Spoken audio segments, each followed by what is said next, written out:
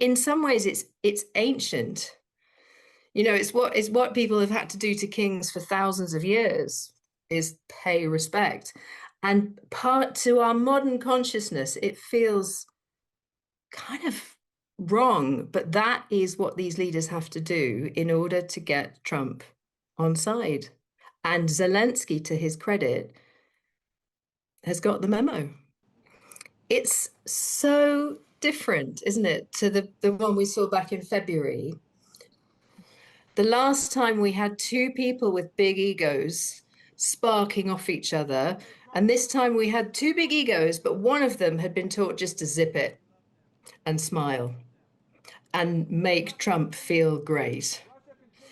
And broadly, it worked. I mean, and it was there even in his jacket, wasn't it? He'd worn the jacket, it was commented on, and it was all about deference and respect, because that's how you talk Trump. When I see people like Mark Rutte walking in, you know, Macron, I think I imagine the conversations that went on with Zelensky, saying to him, you know, you've got to stay quiet, you've got to show him respect, you've got to thank him for what he's been doing, even if inside you don't feel like doing that. It's really important that you pay that respect. If I can, first of all, thank you for invitation, and thank you very much for your efforts, personal efforts to stop killings and stop this war. I mean, he laps it up. Trump, to me, in this one felt like dad. And, you know, the son-in-law or the son can speak a little bit, but when dad decides to talk about domestic policy, the son-in-law or the son had better zip it and listen. And I thought Zelensky did it really, really well, actually, when he said something that, you know, really wasn't speaking to the situation they're in. Zelensky just let it go. He sat back, he breathed, his gaze was open, his face was relaxed. And that is how you handle Trump. You don't let him get to you, and you let him go where he wants. It is this thing about just talking Trump, that Trump only responds to flattery and sycophancy, or respect, if you want to put it a different way. And Zelensky has got the memo. And as long as you operate like that with Trump, he will be genial. And it was, in the end, given the kind of hugely serious nature of the conversation, superficially genial, with this slightly patronizing, fatherly Trump treatment of Zelensky. God bless. You don't know that. God bless. God bless. You will not have a war. Don't tell us what we're going to feel.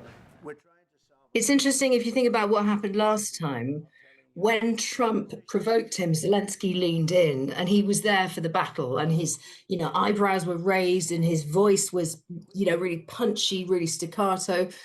This time, Trump's behavior at the beginning wasn't markedly different. Zelensky handled him really well. What I see when it goes wrong for those two is two TV stars sparring off each other, you know, two big egos. They both have big egos, and they're both used to being in the spotlight. And what you saw in February was two people who want to be in the spotlight and want to be right.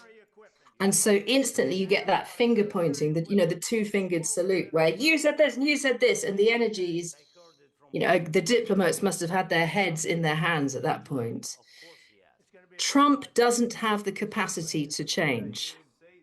And since he's the leader of the free world currently, Zelensky had no other option but to bring down his status. And for the ex-TV star, that must be hard.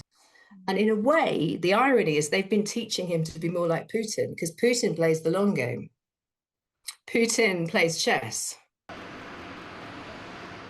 It's fascinating because, I mean, they say about Churchill and Stalin, don't they, that they really enjoyed meeting each other. They felt like they were two kind of kings of their worlds. And I feel like when Trump and Putin meet each other, there's something about this feeling of mutual respect. When I watch them together, I see that Putin has the kind of really high status that comes of playing the long game, being incredibly well briefed, having thought about 3 moves ahead in the chess game, whereas Trump is always more in the moment. In terms of status, the Zelensky-Trump meeting is high status Trump to Zelensky's much lower status. If you say level 10 is high status, then Zelensky is going in playing level 5. Thank you all. Thank you. When you see Putin and Trump together, they're both playing level 10. And they're both very comfortable to play level 10 to each other because they feel good in each other's company. You know, the game being played behind the scenes is for a different moment. But in the moment that they're together, there's a kind of, they both grow from it. They get a sense of their own status on the world stage. You can see it. What happens behind the scenes is a different matter.